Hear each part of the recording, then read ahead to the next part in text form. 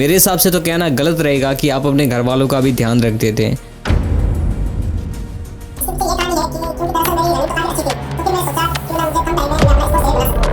लेकिन भाई फिर भी ये बहुत ही ज़्यादा हो रहा है।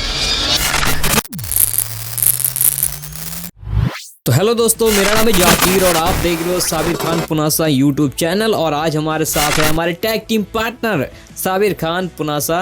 तो साबिर भाई यही नहीं, आज हमारे साथ एक काफ़ी स्पेशल गेस्ट हैं। अब उनके लिए मेरे अंदर बहुत ही ज़्यादा एक्साइटमेंट है कि अब उनको रिवील कौन करेगा। सो भाई रिवील करने वाले कौन है? साबिर खान। सो साबिर भाई बताइए कि आखिर वो कौन है स्पेशल गेस्ट। हमारे साथ में है आज आकाश गहलोत, जो कि इनके जर्नी के बारे में बताएंगे, क्या क्या जर्नी की है। बताइए आकाश भाई।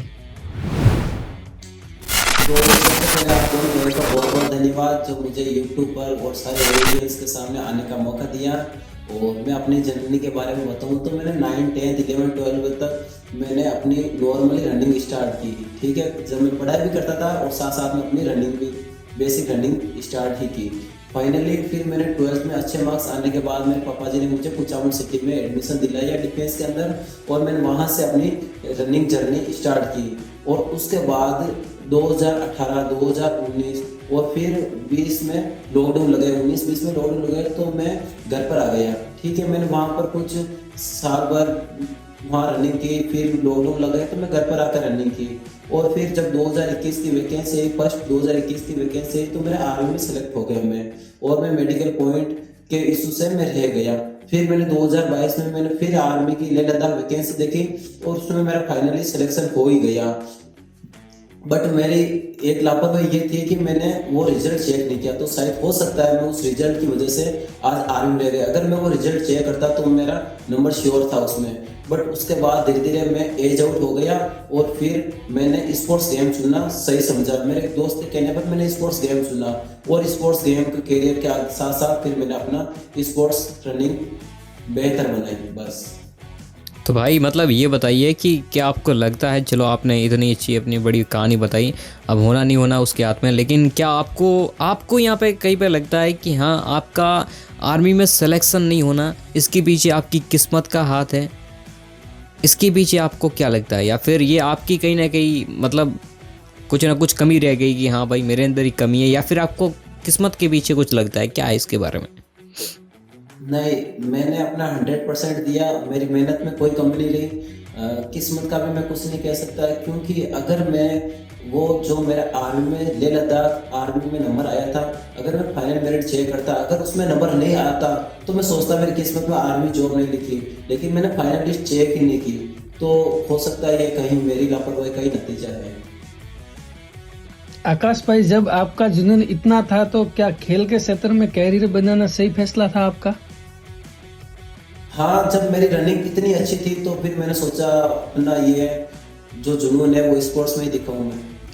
तो आकाश भाई आपसे अगला क्वेश्चन ये है कि जब आप मतलब पढ़ाई में इतने अच्छे थे और जब आप यहाँ पे आर्मी में से एज आउट हो गए थे, तो उसके बावजूद भी आपने यहाँ पे स्पोर्ट्स चुना, तो आखिर आपने ऐसा क्यों करा जबकि आपका ऐसा कहना है कि आप पढ़ाई में काफ़ी ज़्यादा अच्छे थे? इसके पीछे क्या कहानी है?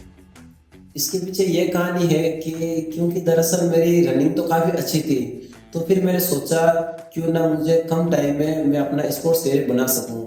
इसलिए मैंने अपना 400 मीटर गेम चुना और मैंने इसके अंदर बेहतर प्रदर्शन के लिए मैंने अपना स्पोर्ट्स कैरियर चुना। तो फिर मैंने सोचा कि पढ़ाई लिखाई ना करके अपना स्पोर्ट्स में ही मैं कैरियर बनाऊं।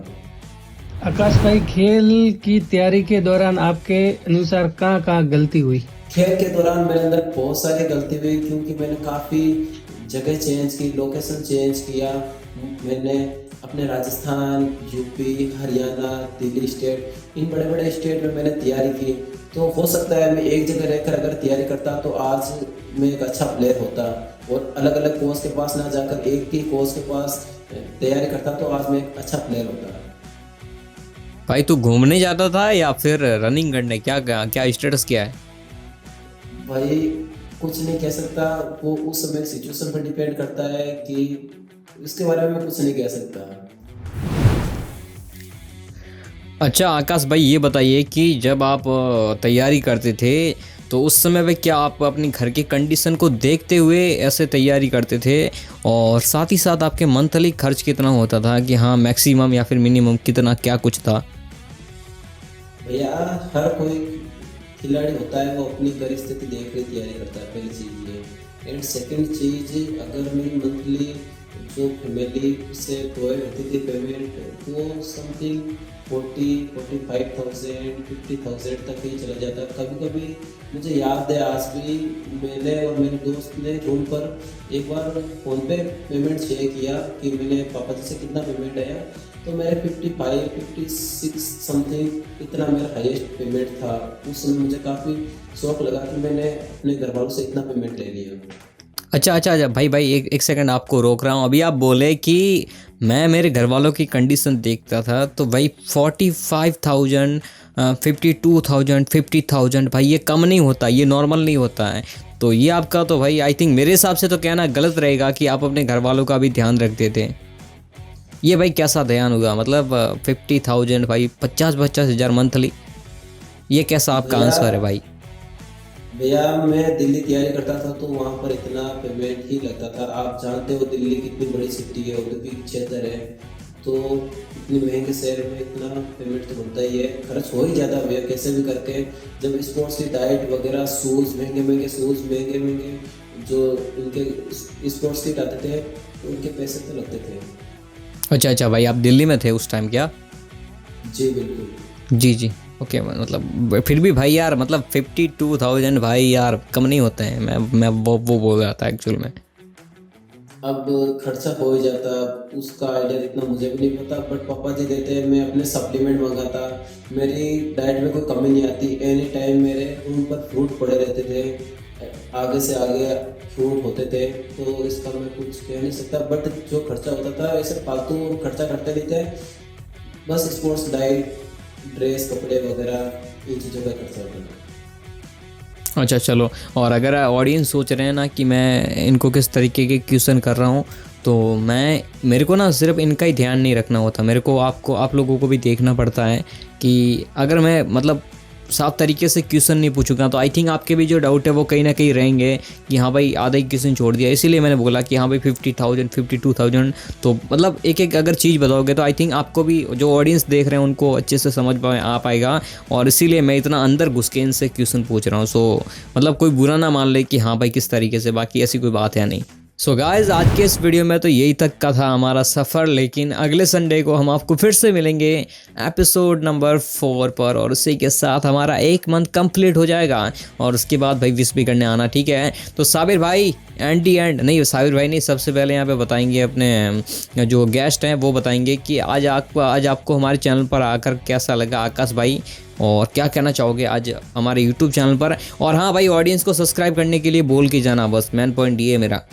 बहुत अच्छा लगा, एक एथलीट की जीवनी आपने सारे ऑडियंस के सामने बताई, तो मैं चाहूँगा सारे ऑडियंस जो भी वीडियो देख रहे हैं सब्सक्राइब जरूर करें। Thank you. तो गाइज फाइनली अब हम आपको मिलते हैं अगले संडे को, और भाई चैनल को लाइक सब्सक्राइब कर दो भाई, हाथ जोड़ के बोल रहा हूँ। तो तब तक के लिए बाय बाय, टेक केयर।